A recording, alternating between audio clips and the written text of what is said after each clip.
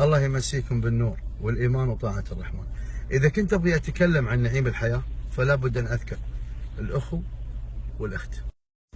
وللأخوة معاني كثيرة وكبيرة، وفي رسائل نبي نوجهها للأخو الكبير والأخو الصغير وللأخت.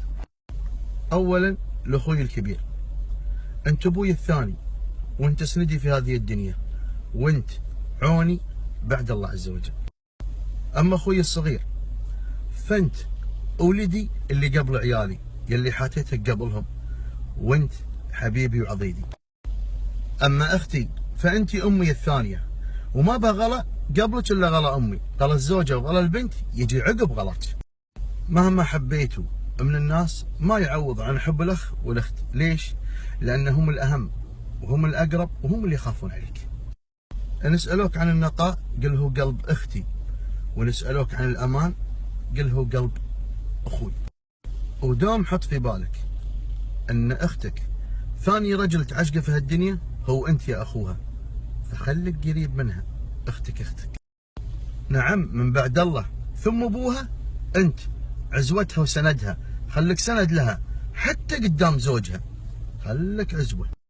وانت يا البنت دائما حطي في بالك ان اخوك انت عزوته وانت رفعت راسه، ممكن تكونين سبب كسرة اخوك ومذلته.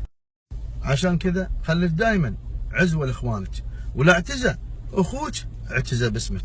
نعم يعتزي باسمك. والله رسالتي للاخوان والخوات، حبوا بعضكم، محاكم انترست، اخو مشتكي على اخته، اخت مشتكي على اخوها، اخو مشتكي على اخوه، وكلها علشان وشو؟ عشان فلوس ووسخ دنيا.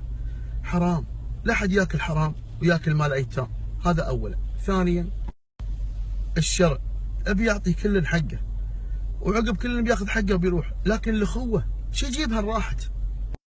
تمسكوا ببعضكم، لا تفقدون بعضكم. اقسم بالله كلمه اخ واخت ما يعوضها شيء بالدنيا، قسما بالله.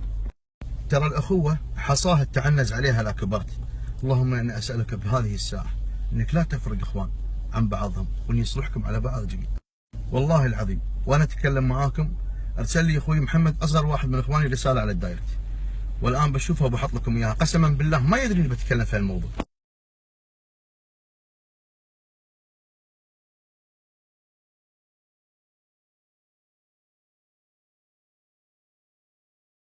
مساكم نور وسعاده واخوه صادقه وجميله، والله لا يفرقنا عن اخواننا.